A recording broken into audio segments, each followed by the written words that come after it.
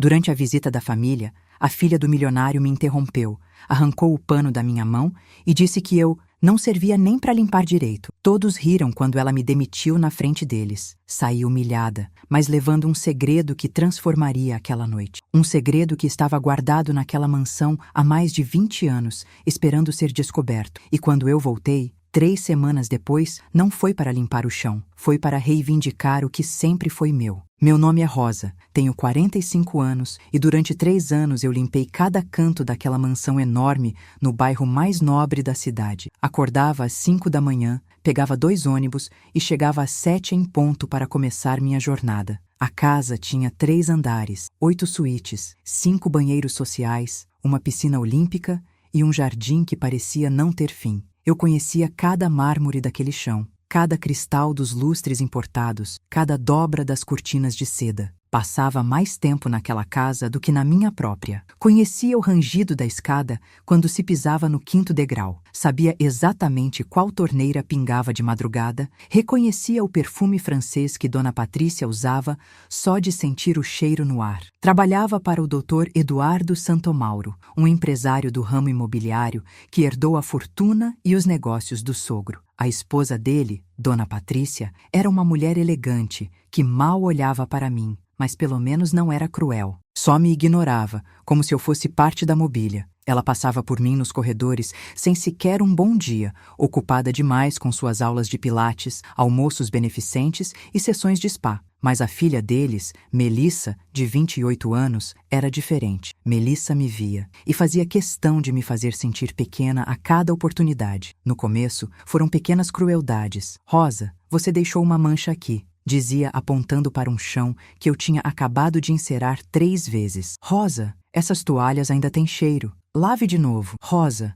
não encoste nas minhas coisas com essas mãos sujas. Eu engolia seco, pedia desculpas e refazia tudo. Precisava daquele emprego. Minha filha estava na faculdade, meu ex-marido não pagava pensão e as contas não paravam de chegar. Cada boleto que chegava era um lembrete de por que eu não podia reagir, não podia me defender, não podia fazer nada além de abaixar a cabeça e continuar. Mas com o tempo, Melissa foi ficando mais ousada. Percebi que ela gostava de me humilhar na frente de outras pessoas. Quanto maior a plateia, mais criativa ela ficava. Certa vez, durante um almoço com as amigas dela no jardim, ela me chamou para servir suco. Quando eu me aproximei com a bandeja, ela, sem querer, esbarrou no meu braço e o suco derramou na toalha branca. "Meu Deus, Rosa, você não consegue fazer nada direito?" gritou ela, levantando-se teatralmente. "Olha o que você fez! Essa toalha é italiana! Custa mais do que seu salário de 1 ano!" As amigas riram. Eu fiquei ali, parada, com a bandeja tremendo nas minhas mãos, sentindo o meu rosto esquentar de vergonha. Ela sabia que tinha sido ela. Eu sabia. Mas ali, naquele momento, com 5 mulheres de salto alto e bolsas de grife me olhando como se eu fosse um inseto, minha verdade não importava. "Me desculpe, dona Melissa", murmurei, abaixando a cabeça. "Desculpa não limpa a toalha, Rosa. Vai ter que sair do seu salário." Saí dali com os olhos ardendo, mas não podia chorar, não na frente delas. Fui para a lavanderia, onde Dona Lúcia, a cozinheira, já me esperava com um copo de água e um olhar de solidariedade. Ela trabalhava ali há mais tempo que eu. Tinha visto 3 gerações naquela casa. "Essa menina não presta, Rosa. Criada na redoma, nunca trabalhou um dia na vida. O avô mimou, o pai continua mimando. Acha que o mundo gira em torno dela." "Eu preciso desse emprego, Dona Lúcia", respondi, enxugando os olhos com as costas da mão. "Eu sei, querida, eu sei. Mas um dia essa menina vai encontrar alguém que não vai abaixar a cabeça para ela. E aí ela vai ver." Eu não imaginava que essa pessoa seria eu. Os meses foram passando e as humilhações continuaram. Melissa mandava eu refazer meu trabalho por motivos inventados. Me chamava de a faxineira, mesmo sabendo meu nome. Uma vez me fez limpar o banheiro dela 3 vezes, porque ainda tinha cheiro. Quando terminei a 3ª vez, exausta, com os joelhos doendo de tanto esfregar, ela entrou, olhou ao redor com aquela cara de tédio, fungou o ar como se estivesse inspecionando um canil e disse: "Tá bom, mas também não é grande coisa. Qualquer uma faria isso, qualquer uma." Como se meu trabalho não tivesse valor, como se eu não tivesse valor, como se as 6 horas que eu tinha passado naquele banheiro, limpando cada rejunte com escova de dente, lavando cada espelho até brilhar, não significassem absolutamente nada. O pior foi quando ela começou a inventar coisas. Dizia que eu tinha quebrado objetos que já estavam quebrados, que eu tinha roubado comida da geladeira, que eu estava demorando mais do que deveria para terminar minhas tarefas. Um dia, ela me acusou de ter amassado o vestido dela. Um vestido que eu nunca tinha tocado, que estava jogado no chão do closet quando cheguei. Rosa, você é uma incompetente e desleixada, disse ela, jogando o vestido na minha cara. Quanto tempo você vai continuar nessa casa fazendo corpo mole? Tentei me explicar, mas ela não quis ouvir. Saiu batendo a porta e me deixou ali, segurando aquele vestido caro, sentindo a humilhação queimar por dentro. Comecei a pensar em pedir demissão. Mas como? Eu tinha contas, responsabilidades. Minha filha dependia de mim. Então veio aquele jantar. Era uma sexta-feira de outubro, me lembro perfeitamente. A família inteira viria para um jantar especial. Os pais da Dona Patrícia, os tios, os primos, os sogros do Dr. Eduardo. Ia ser uma celebração grande. E eu, junto com Dona Lúcia e Carlos, o motorista, tínhamos que deixar tudo perfeito. Passei o dia inteiro limpando. Acordei ainda mais cedo, às 4 da manhã, para chegar antes das 6 e começar. Encerei o chão do salão 2 vezes, lustrei cada talher de prata, dobrei guardanapos de linho em formatos complicados que vi no YouTube,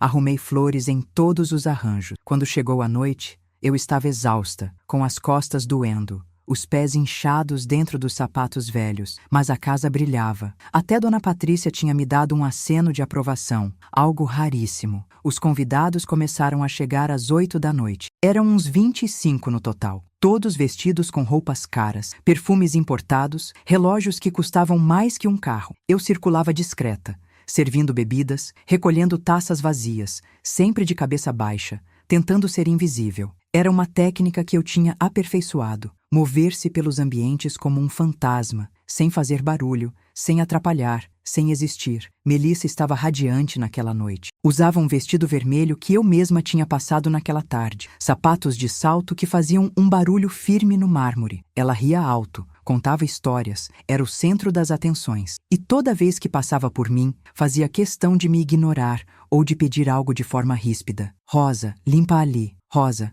traz mais vinho. Rosa, você derramou água aqui, mesmo quando eu não tinha derramado nada. Estava tudo correndo bem até o momento da sobremesa. Eu estava na sala de jantar, recolhendo alguns pratos, quando Melissa me chamou. Rosa, Rosa, vem aqui imediatamente. Aproximei-me da mesa. Todos os olhares se viraram para mim. Senti meu estômago apertar. Olha isso, ela disse, apontando para um guardanapo no chão. Você não limpou aqui? Tem um guardanapo sujo jogado no chão. Era um guardanapo que tinha caído naquele exato momento. Eu tinha visto. Ela mesma tinha derrubado com o cotovelo enquanto gesticulava contando alguma história. Mas ela continuou. Sinceramente, eu não sei por que ainda mantemos você aqui. Você mal consegue fazer seu trabalho direito. Olha essa bagunça! Ela apontou ao redor como se a sala estivesse destruída, mas estava impecável. Todo mundo sabia. Vi alguns convidados desviarem o olhar, constrangidos. Senti meu coração acelerar, minhas mãos começarem a suar. Me desculpe, Dona Melissa. Eu vou... Você vai o quê? Vai fazer direito pela primeira vez? Você não serve nem para limpar direito, Rosa. Ela arrancou o pano da minha mão com força, tanta força que minha mão doeu. Fiquei ali, paralisada, sentindo 25 pares de olhos em mim. Algumas pessoas olhavam para os pratos, constrangidas. Outras, os parentes mais jovens de Melissa, riam baixinho, achando graça na situação. Sabe de uma coisa? Ela continuou, ficando em pé dramaticamente. Eu acho que já tive o suficiente. Você está demitida, Rosa. Pode pegar suas coisas e sair, agora. O silêncio caiu na sala como uma cortina pesada. Senti minhas pernas bambearem. Demitida. Na frente de todos, olhei para o Dr. Eduardo, esperando que ele dissesse algo, que interviesse, que mostrasse um mínimo de decência. Mas ele apenas limpou a boca com o guardanapo e olhou para o lado, covarde. Dona Patrícia bebia vinho como se nada estivesse acontecendo, os olhos fixos no copo. Eu disse agora, Rosa. Ou você quer que eu chame a segurança? Senti as lágrimas queimando atrás dos olhos, mas não ia dar a ela essa satisfação. Não ia chorar ali. Coloquei o pano que tinha sobrado na minha mão em cima da mesa. bem devagar, com toda a dignidade que consegui reunir. Virei as costas e caminhei para fora da sala. Cada passo naquele corredor imenso parecia ecoar. Ouvi risadas atrás de mim, risadas que me perfuravam como facas. Fui até o quartinho de empregada pegar minha bolsa. Minhas mãos tremiam tanto que mal conseguia abrir o armário. 3 anos. 3 anos de humilhação, de trabalho duro, de acordar cedo, de calar a boca, de engolir o orgulho. E aquele era meu fim. Demitida como um cachorro na frente de estranhos. Nenhum obrigado pelos serviços prestados. Nem uma conversa particular. Só humilhação pública para o entretenimento deles. Mas foi quando estava pegando minhas coisas que eu vi. Em cima da cômoda velha que ficava no canto do quarto, tinha uma caixa velha de documentos que eu nunca tinha notado antes. A madeira estava desgastada, com manchas de umidade. Provavelmente Carlos tinha subido da garagem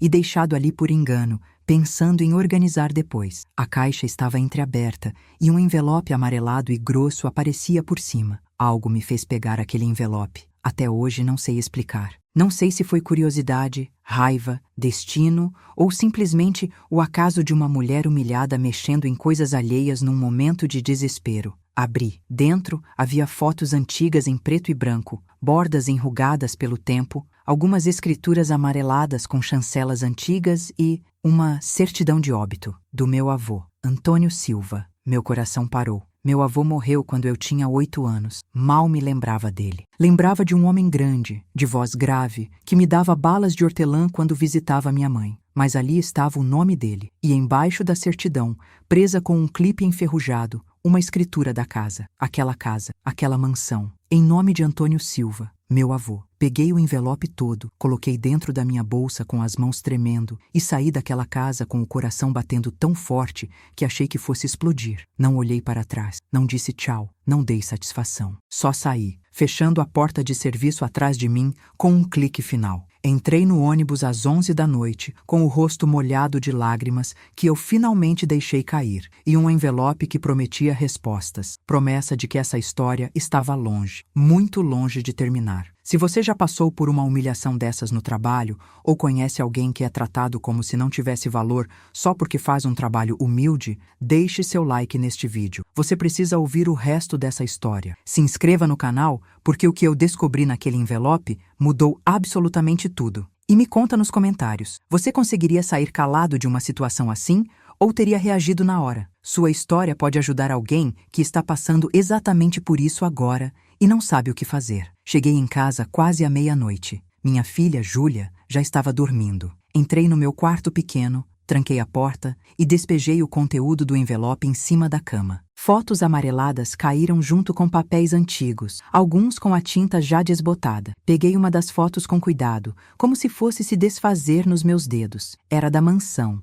mas diferente, mais antiga, sem a piscina, sem alguns dos anexos que existiam agora. E na frente, um homem de terno escuro e bigode bem aparado, postura ereta, expressão séria. O rosto era familiar, muito familiar. Os mesmos olhos fundos que eu via no espelho, o mesmo formato de queixo. Virei a foto. Atrás, com caligrafia antiga e desbotada em tinta azul, estava escrito Antônio Silva, 1975, em frente à residência. Meu avô. Aquela era a casa do meu avô. Passei a noite toda lendo o documento. Não consegui dormir um minuto sequer. A escritura estava lá, clara como o dia, com carimbos de cartório ainda legíveis. A mansão tinha sido comprada por Antônio Silva em 1974, registrada no cartório de imóveis da cidade, com todas as taxas pagas, tudo legal. Ele tinha investido em imóveis a vida toda, segundo minha mãe tinha me contado nas poucas vezes que falou sobre o passado, mas morreu relativamente jovem, aos 60 anos, de um ataque cardíaco. Eu tinha 8 anos. Lembrava vagamente do funeral, de adultos chorando em uma sala escura, de uma casa grande onde aconteceu o velório, do cheiro de flores brancas que me dava enjoo. Mas nunca soube o que aconteceu com o patrimônio dele. Nunca perguntei. Criança não pergunta essas coisas. Minha mãe nunca falou muito sobre isso. Ela era filha única, e quando o pai morreu, entrou em depressão profunda. Vendeu algumas coisas, se mudou para um apartamento pequeno comigo, e vivemos com dificuldade o resto da vida dela. Ela trabalhava como costureira, fazia trabalhos em casa, ganhava pouco. Morreu 10 anos atrás de câncer, sem nunca mencionar herança, mansão ou fortuna. morreu pobre, cansada, sem forças para lutar. E agora, eu estava ali, segurando papéis que provavam que meu avô tinha sido dono daquela mansão onde eu limpei banheiros durante 3 anos. Como aquela propriedade tinha ido parar nas mãos do Dr. Eduardo? Por que minha mãe nunca recebeu nada? Por que ela morreu pobre se era herdeira de uma fortuna? Na segunda-feira seguinte, liguei para um advogado. Não tinha dinheiro para pagar consulta, mas expliquei a situação ao telefone e ele aceitou me receber gratuitamente para uma primeira conversa. Doutor Henrique era um advogado de uns 50 anos, cabelos grisalhos, óculos de leitura pendurado no pescoço, que atendia em um escritório pequeno mas organizado no centro da cidade. Mostrei os documentos a ele. Ele examinou cada papel em silêncio, às vezes voltando para reler algo, franzindo a testa, fazendo anotações num bloco amarelo. Rosa, ele disse finalmente, tirando os óculos e olhando diretamente nos meus olhos. Esses documentos são legítimos. Essa escritura é de 1974, está registrada em cartório, tem todas as chancelas necessárias. Antônio Silva foi, de fato, proprietário legal dessa mansão. Mas como ela está com a família Santomauro agora? Ele suspirou. Isso eu vou precisar investigar. Vou precisar acessar os registros do cartório, ver a cadeia de transferência da propriedade, entender o que aconteceu entre 1985, quando seu avô morreu, e hoje. Pode levar algumas semanas. Eu não tenho dinheiro para pagar, admiti, sentindo a vergonha queimar no rosto. Eu acabei de ser demitida. Não tenho nada. Isso pode ser uma ação grande, Rosa. Se descobrirmos irregularidades, se provarmos que houve fraude ou apropriação indébita, posso trabalhar com um percentual do que você recuperar. Você toparia assim? Eu assumo os custos iniciais e recebo uma porcentagem se ganharmos. Aceitei na hora. Que outra escolha eu tinha? As 2 semanas seguintes foram agonia pura. Cada dia parecia ter 48 horas. Fiquei desempregada, procurando trabalho desesperadamente, mas sem conseguir nada fixo. Fazia alguns bicos de faxina por indicação de conhecidas, mas nada comparado ao que ganhava na mansão. As contas começaram a atrasar. Recebi aviso de corte de energia elétrica. O proprietário do apartamento apareceu cobrando o aluguel atrasado. Júlia percebeu que algo estava errado. Mãe, você está bem? Posso trancar a faculdade um semestre e arrumar um trabalho para ajudar. A Ana conseguiu vaga no shopping. Ela pode me indicar. Nem pense nisso, respondi firme, segurando o rosto dela entre minhas mãos. Você vai continuar estudando, vai se formar. É para isso que eu trabalho. É para você ter o que eu não tive. Mas por dentro, eu estava apavorado. E se o advogado não achasse nada? E se aqueles documentos não significassem nada? E se eu tivesse roubado um envelope à toa e agora estava desempregada, desesperada e com uma ação judicial impossível de vencer? Até que o Dr. Henrique ligou. Rosa, você precisa vir ao meu escritório. Urgente. Hoje, se possível. Fui correndo, pegando o ônibus sem nem contar o troco direito. Quando cheguei, ele estava com uma pilha de documentos em cima da mesa e uma expressão séria no rosto. Rosa, sente-se. Você vai precisar estar sentada para ouvir isso. Sentei, com o coração disparado, as mãos geladas mesmo no calor de dezembro. Eu investiguei a cadeia de propriedade da mansão. Vasculhei todos os registros de cartório dos últimos 40 anos e encontrei algo muito, muito errado. Ele abriu uma pasta grossa. Quando seu avô morreu, em 1985, a propriedade deveria ter sido transferida automaticamente para sua mãe, Marina Silva, certo? Ela era filha única, herdeira direta, não havia testamento em contrário. Sim, mas não foi o que aconteceu. 2 anos depois da morte do seu avô, em 1987, a propriedade foi transferida para um certo Roberto Mendes. Você conhece esse nome? Fiz que não com a cabeça. Roberto Mendes era o advogado que cuidou do inventário do seu avô. E pela documentação que eu encontrei, ele convenceu sua mãe, que estava em depressão profunda na época, recém-viúva e medicada, a assinar uma procuração, dando a ele poderes para gerir o patrimônio dela temporariamente. Alegou que ela não estava em condições de administrar os bens, que era melhor deixar um profissional cuidar até ela se recuperar. Meu sangue gelou.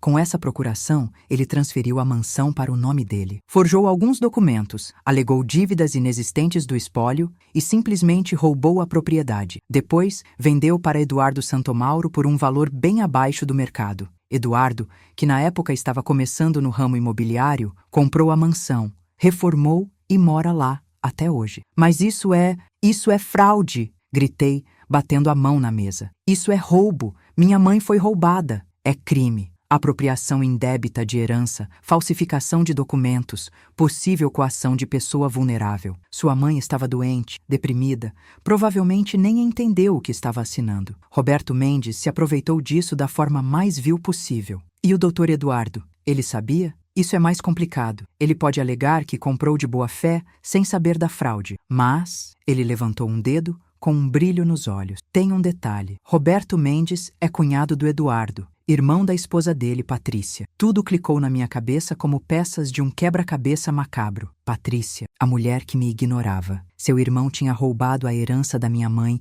e vendido para o marido dela. E eu tinha passado 3 anos limpando uma casa que era da minha família. 3 anos servindo as pessoas que tinham destruído a vida da minha mãe. O que eu posso fazer? Perguntei com voz trêmula de raiva. Podemos entrar com uma ação de nulidade da venda, alegar que a transferência foi ilegal, que sua mãe foi vítima de estelionato, que a procuração foi obtida de forma fraudulenta. Se ganharmos, a mansão volta para você, como herdeira legítima da sua mãe e do seu avô. E eles vão ter que sair? Se ganharmos, sim, a propriedade seria sua. E você ainda poderia pedir indenização por danos morais pelos anos que sua mãe viveu na pobreza, enquanto eles usufruíam do que era dela, minha. Aquela mansão onde eu tinha arrastado baldes de água, encerrado chãos de joelhos, limpado banheiros até minhas mãos sangrarem, ouvido humilhações incontáveis, seria minha. Vamos em frente, disse com uma firmeza que não sabia que tinha. Dr. Henrique sorriu.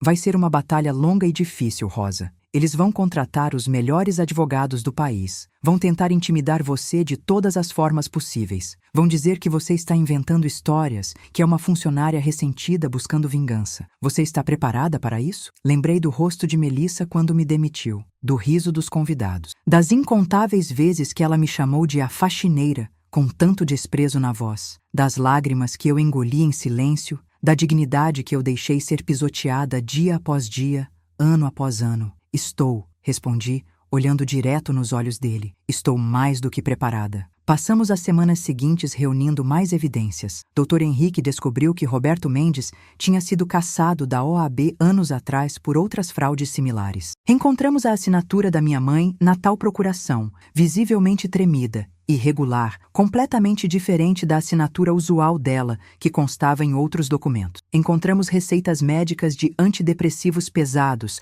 atestados de internação psiquiátrica. Encontramos depoimentos de pessoas que confirmaram que minha mãe estava em tratamento psiquiátrico severo na época e sob medicação que afetava sua capacidade de julgamento. O caso estava ficando forte, muito forte. Cada evidência era uma munição a mais, mas precisávamos de algo mais, algo definitivo, uma testemunha que tivesse visto tudo. E foi Dona Lúcia quem me ajudou. Ela me ligou uma tarde, a voz baixa, como se estivesse com medo de ser ouvida. Rosa, você está bem? Eu soube que você está processando a família. Todo mundo aqui está comentando. A Melissa está furiosa. Quebrou 3 copos de cristal jogando contra a parede. O Dr. Eduardo contratou não sei quantos advogados. Dona Lúcia, eu descobri que aquela casa era do meu avô. Eles roubaram da minha mãe. Ela morreu pobre enquanto eles viviam no que era dela. Houve um silêncio longo. Depois, ela disse baixinho, quase num sussurro. Eu sabia. Como assim você sabia? Rosa,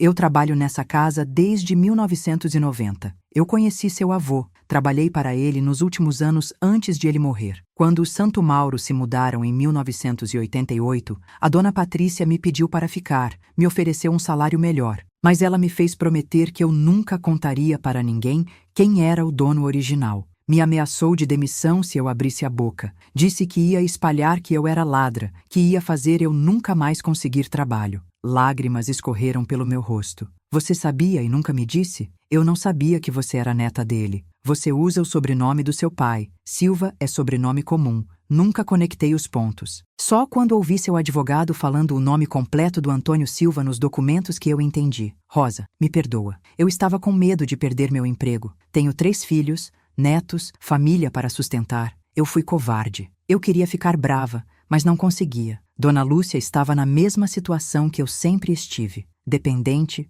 vulnerável, refém de gente poderosa que usava o medo como ferramenta de controle. Você testemunharia a favor da minha mãe? Que ela estava frágil? Que a família Santo Mauro sabia da fraude desde o início? Sim, ela disse sem hesitar dessa vez. Sim, Eu testemunho. Chega de ter medo dessa gente. Chega de abaixar a cabeça. Se eu perder meu emprego, que seja, mas a verdade precisa vir à tona. Com o testemunho da dona Lúcia, o caso ficou ainda mais sólido. Dr. Henrique protocolou a ação judicial. Mandamos a notificação oficial para a família Santo Mauro em um envelope com AR. E então, começou o inferno. No dia seguinte à notificação, meu telefone não parou de tocar. Era um número desconhecido. Atendi na quinta tentativa. Rosa, aqui é o Dr. Eduardo Santo Mauro. Precisamos conversar com urgência. Minha mão apertou o telefone com força. Não temos nada para conversar, Dr. Eduardo. Rosa, vamos ser razoáveis. Você está sendo mal aconselhada por esse advogado de terceira categoria. Ele está colocando ideias falsas na sua cabeça só para ganhar dinheiro às suas custas. Eu comprei essa casa legalmente. Tenho todos os documentos. O senhor comprou uma casa roubada da minha mãe por um cunhado criminoso. Isso não é verdade, e você sabe. Eu posso te pagar uma quantia justa para você encerrar esse processo ridículo. R$ 50.000. Em dinheiro vivo. É mais do que você ganharia em anos de trabalho no seu ramo. 50.000. Era muito dinheiro. Pagaria todas as minhas dívidas, a faculdade da Júlia, me daria fôlego para recomeçar. Resolveria todos os meus problemas imediato. Mas a casa vale 5 milhões, Dr. Eduardo. E ela é minha por direito. O senhor tem 90 dias para sair dela depois que o juiz der a sentença. Desliguei o telefone. Minhas mãos tremiam violentamente, mas havia algo diferente dentro de mim agora. Não era mais medo, era raiva, era determinação. Era justiça finalmente ao alcance. Mas Melissa não ia desistir tão fácil. Ela começou uma campanha de difamação nas redes sociais. Postou no Instagram, Facebook, Twitter, dizendo que eu era uma ex-funcionária desonesta, que tinha roubado documentos da família e estava tentando extorquir dinheiro com mentiras. Colocou até minha foto. Algumas pessoas que me conheciam entraram em contato, confusas, perguntando se era verdade, se eu tinha mesmo roubado coisas da casa. Foi humilhante de novo, ver meu nome sendo arrastado na lama publicamente. Mas dessa vez, eu tinha algo que eu não tinha antes. Eu tinha a verdade. E a verdade estava documentada, registrada, inquestionável. O processo avançou. Fomos para a primeira audiência. Cheguei ao fórum com o Dr. Henrique, vestindo minha melhor roupa, que ainda era simples e desbotada perto do que eles usavam. A família Santo Mauro chegou com 3 advogados de terno impecável, maletas de couro italiano, uma arrogância que exalava pelos poros, e Melissa estava lá. Quando nossos olhos se cruzaram no corredor do fórum, ela me olhou com um ódio puro, destilado. Você vai se arrepender disso, Rosa. Vai perder tudo e ainda vai me dever dinheiro por difamação e calúnia. Não respondi. Só continuei andando, de cabeça erguida dessa vez. A audiência foi tensa. Os advogados deles argumentaram que a compra tinha sido legítima, que não havia provas de fraude, que minha mãe tinha vendido a propriedade conscientemente. Mas, doutor, Henrique apresentou os laudos psiquiátricos dela, o histórico de fraudes do Roberto Mendes, o testemunho emocionado da dona Lúcia, as assinaturas forjadas. O juiz ouviu tudo em silêncio absoluto, fazendo anotações. No final, ele disse: vou analisar as evidências e darei minha decisão em 60 dias. Mas já adianto que esse caso apresenta indícios fortíssimos de irregularidades graves. Saímos do fórum e eu finalmente respirei fundo pela primeira vez em horas. 60 dias. 2 meses. 60 dias para saber se eu recuperaria o que era meu ou se perderia tudo de novo. Mas a família Santo Mauro não esperaria 60 dias para contra-atacar. Uma semana depois, 2 policiais apareceram na minha porta. O coração quase saiu pela boca. Rosa Silva, você está sendo acusada de furto. Precisa vir conosco para prestar depoimento na delegacia. Meu mundo caiu. Furto.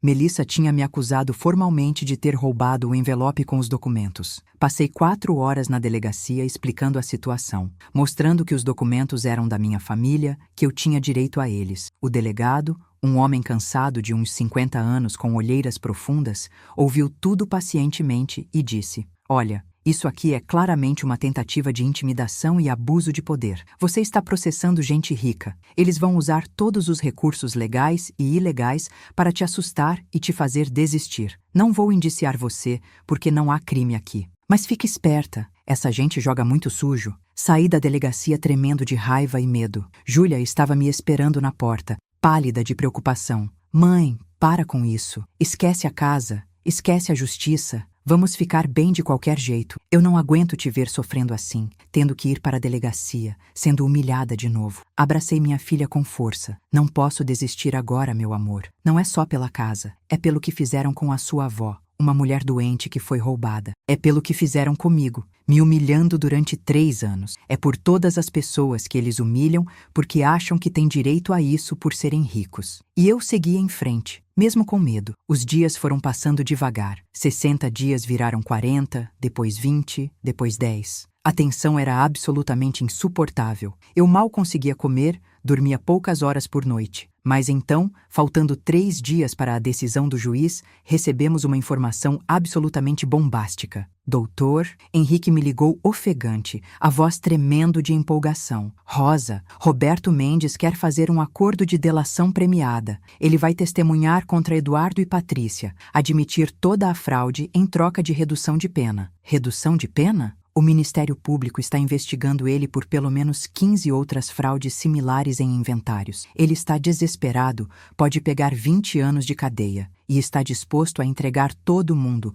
inclusive a própria irmã, para se salvar. Isso mudava absolutamente tudo. Era a cereja do bolo. Com o testemunho de Roberto Mendes admitindo que forjou a venda, que manipulou minha mãe doente, que tudo foi planejado com Eduardo e Patrícia, o caso estava ganho. O juiz nem precisou dos 60 dias completos. Antecipou a decisão para 5 dias depois. Na manhã gelada de uma quinta-feira de dezembro, eu estava novamente no fórum. Desta vez, mais gente tinha vindo. Júlia, Dona Lúcia, Carlos, algumas colegas de trabalho que acreditaram em mim desde o início. Do outro lado, a família Santomauro, com seus advogados, visivelmente tensos e pálidos. O juiz entrou. Todos ficamos de pé. Ele se sentou, ajustou os óculos e começou a ler a sentença com voz firme. Após análise detalhada e minuciosa das evidências, documentos, laudos e testemunhos apresentados por ambas as partes, concluo que houve, de fato, apropriação indébita criminosa da propriedade pertencente à família Silva.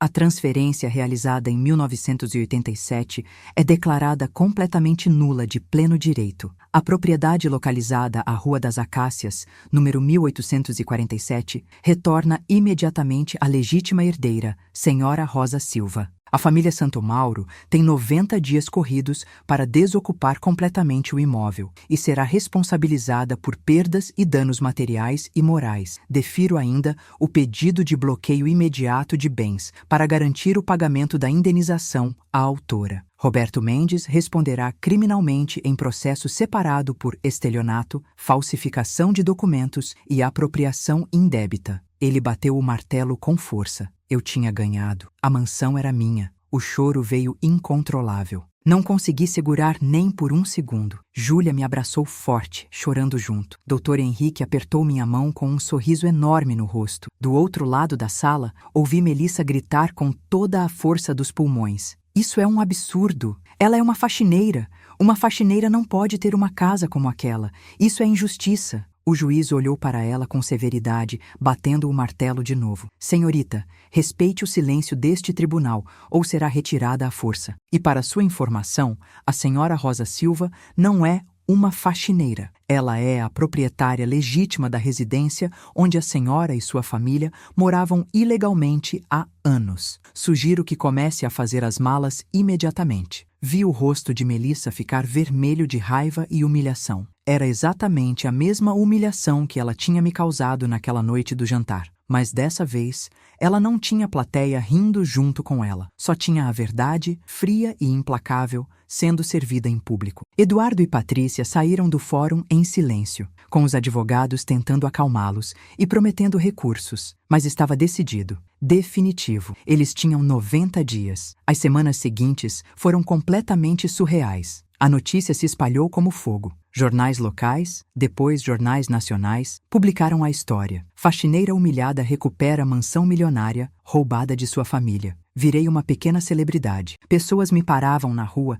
para dizer que eu era inspiração, que eu tinha coragem, que minha história tinha dado esperança. Mas o melhor ainda estava por vir. 60 dias depois da sentença, finalmente chegou o dia. O dia de voltar para aquela mansão. mas não como faxineira, como dona. Cheguei de carro. Carlos, o motorista que tinha sido meu aliado, tinha se oferecido para me levar de graça, com Júlia ao meu lado. A família Santomauro já tinha saído na semana anterior, levando todos os móveis caros, deixando a casa vazia. Subi os degraus da entrada. Os mesmos degraus de mármore português que eu subia todo dia às 7 da manhã, com meu uniforme azul desbotado e meu balde pesado de limpeza. Mas agora era diferente, completamente diferente. Agora eu tinha as chaves. Abri a porta grande, aquela porta de madeira entalhada que pesava 1 tonelada. A mansão estava silenciosa, com eco. Os móveis tinham sido levados, mas a estrutura estava intacta. Andei pelos cômodos devagar, tocando nas paredes, sentindo cada espaço.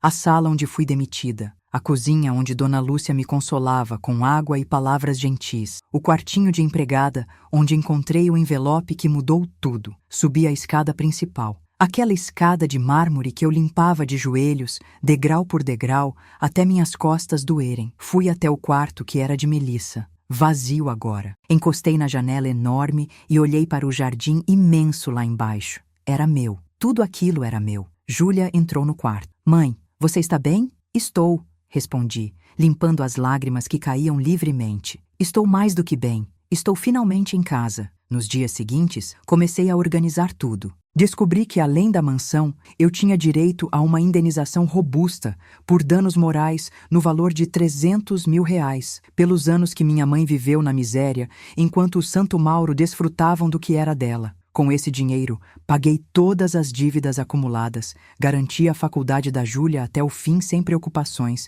e ainda sobrou para reformar alguns pontos da casa que precisavam de manutenção. Decidi não vender. Aquela casa representava meu avô, que eu mal conheci, minha mãe que sofreu tanto, minha própria jornada de humilhação e redenção. Transformei parte dela em um espaço sofisticado de eventos, alugando para festas elegantes, casamentos luxuosos e celebrações corporativas. Com a renda mensal, consegui contratar uma equipe pequena, mas dedicada para me ajudar. E sabe quem foram minhas primeiras funcionárias? Dona Lúcia, que se tornou minha gerente administrativa, e mais 3 mulheres que tinham trabalhado como diaristas a vida toda e mereciam uma oportunidade melhor. Paguei salários dignos, acima do mercado. Dei benefícios completos, vale alimentação generoso, plano de saúde. Tratei cada uma com o máximo respeito, porque eu sabia exatamente, na pele, como era estar do outro lado. 3 meses depois da sentença, eu estava no jardim supervisionando a montagem de um casamento grande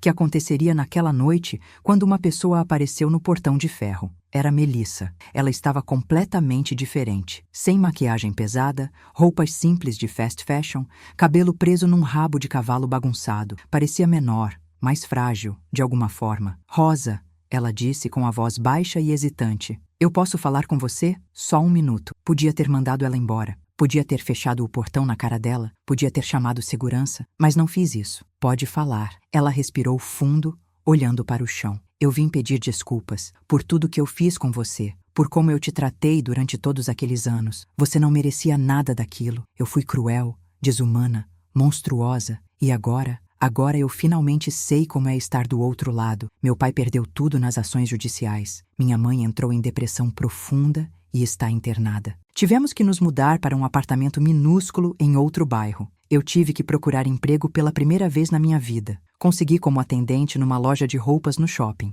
O salário é baixo, as clientes são grosseiras, meus pés doem no final do dia. E é duro, é muito, muito duro. E eu entendo agora, tarde demais, o que você passou todos esses anos enquanto eu te pisoteava. Fiquei em silêncio, apenas olhando para ela, processando. Eu não espero que você me perdoe, ela continuou, com lágrimas começando a cair. Só queria que você soubesse que eu sinto muito, de verdade, do fundo do coração. Você é uma pessoa muito melhor do que eu jamais fui. Podia sentir raiva. Podia sentir vingança doce, podia rir da ironia cruel do destino, mas olhando para ela ali, humilde pela primeira vez na vida, quebrada, finalmente humana, tudo o que eu senti foi cansaço profundo de carregar ódio e ressentimento. Melissa, eu disse calmamente, você me humilhou mais vezes do que eu consigo contar, me fez sentir pequena, invisível, sem valor nenhum.